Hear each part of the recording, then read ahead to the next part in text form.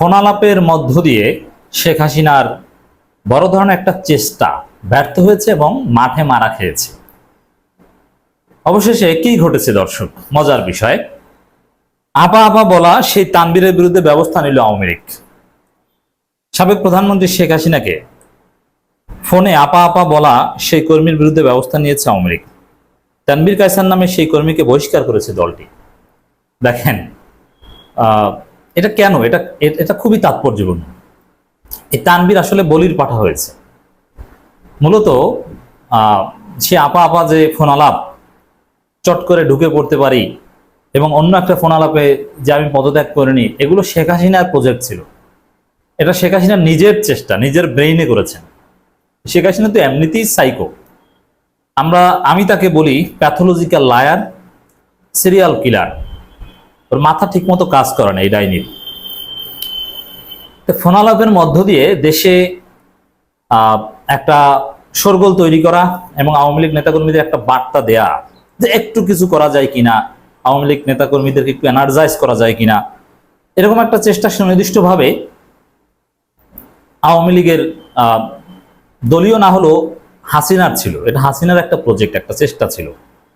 এবং সেই অংশ হিসাবেই দেখেন, হাসিনা যদি স্বাভাবিকভাবে তার সাংগঠনিক কার্যক্রমের অংশ হিসাবে নেতাকর্মীদের সাথে যোগাযোগের অংশ হিসাবে কথা বলতো, তাহলে দেশে এত গুরুত্বপূর্ণ নেতা থাকতে কোথাকার কি যুক্তরাষ্ট্রের তানভীর আর বেলজিয়ামের কোথাকার কি কোন একটা উপজেলা ছাত্রলীগের সভাপতি বা সেক্রেটারি ছিল, কত আগে সে 88 সালে কথা হয়েছিল তার সাথে কথা বলে। এর মানে আসলে হাসিনার কোনো কাজ নাই। দেশের কেউ হাসিনার ফোনও হয়তো বা ধরেন না, অথবা দেশের কারোর সাথে কথা বলার মুরুদ নেই। এই জন্য আননোন কেউ অথবা সেই হাবিজবি কারোর সাথে কথা বলে যারা বিদেশে আছে একটা হাইপ তৈরি করতে চেষ্টা করেছে। নাহলে হাসিনা কোন পর্যায়ে গিয়েছে, সে তানভীরকে আর বেলজিয়ামের কে তার সাথে দীর্ঘ সময় কথা বলে, মানে কতটা নিচে নামলে এই অবস্থা হতে পারে বুঝতে পারছেন। দেশে কত জেলা আওয়ামী লীগের সভাপতি সেক্রেটারি, মহানগর আওয়ামী লীগের সভাপতি সেক্রেটারি, এদের সাথে কোনো কথাবার্তা বলতে পারে না, আর কথাবার্তা বলে ওদের সাথে।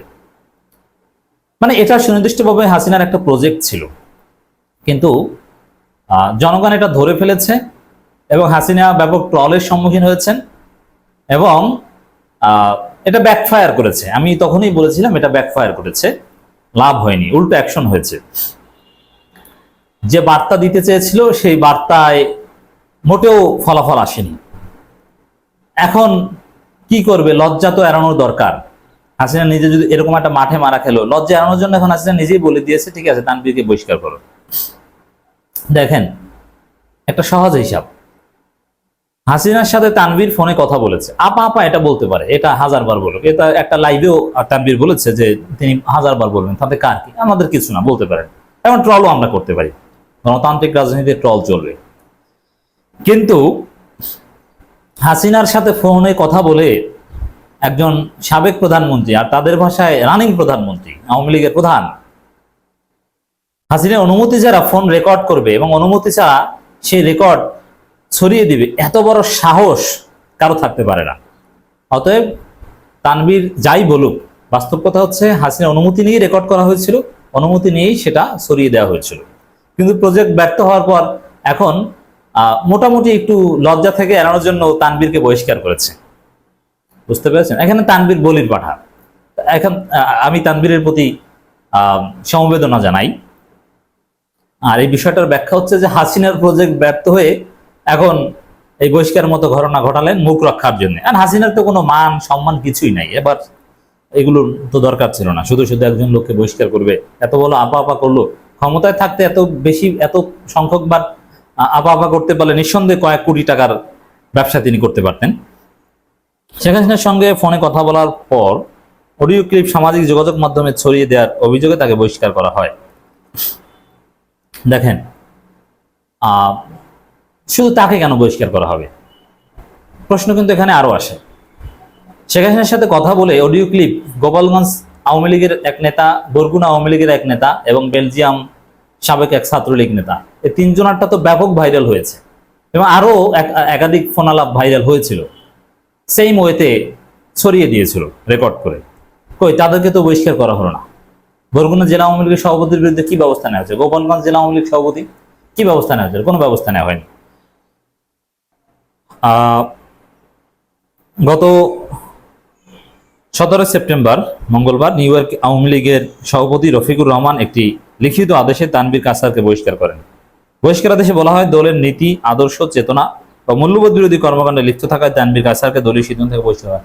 তাহলে বরগুনা জেলা আওয়ামী লীগ আর গোপালগঞ্জ জেলা আওয়ামী লীগ সভাপতিকে বহিষ্কার করেন, তা করবেন না, মানে এটা তানভীর বলির কথা। রফিকুর রহমান জানান, গত 12 সেপ্টেম্বর শেখ হাসিনার সঙ্গে ফোনালাপের পর তানভীর কায়সার সেই অডিও ক্লিপ সামাজিক যোগাযোগ মাধ্যমে ছড়িয়ে দিয়ে দলের সভাপতি শেখ হাসিনাকে হেয় করেছেন। মানে এই বিষয়টা স্বীকার করছেন যে হাসিনা হেয় হয়েছেন, হাসিনা অপমানিত হয়েছেন, চট করে ঢুকে যেতে পারবেন। দেখেন তাহলে হাসিনা কোন মানের, যে কথা পাবলিকলি মানুষ শুনলে তাকে নিয়ে ট্রল করে, আর ভিতরে ভিতরে শুনলে কি সেটা ট্রলযোগ্য নয়? মানে এদের চরিত্র দেখছেন, হাসিনা কেমন চরিত্র ছিল? গণভবনে বসে মদ খাইতো আর প্রচার করতো তাহাজ্জুদ গুজার হিসাবে। এরকম চট করে ঢুকে পড়বে যে এই যে ফালতু নোংরামি, এগুলো তো জনগণ শুনলেও যতটুকু খারাপ আর জনগণ না শুনলেও ততটুকুই খারাপ। তাহলে হেয় প্রতিপন্ন হয়েছেন, হেয় প্রতিপন্ন হওয়ার মতো কথা বলেছেন। ভালো কথা বললে তাহলে তো আর হেয় প্রতিপন্ন হতেন না। তো এটা আওয়ামী লীগ স্বীকার করলো যে হাসিনা এখন অপমানিত হয়েছে, যদি ওদের তো মান নেই, মান থাকলে না অপমান হবে, কিন্তু আওয়ামী লীগের লোকজনের কাছে তো মান আছে।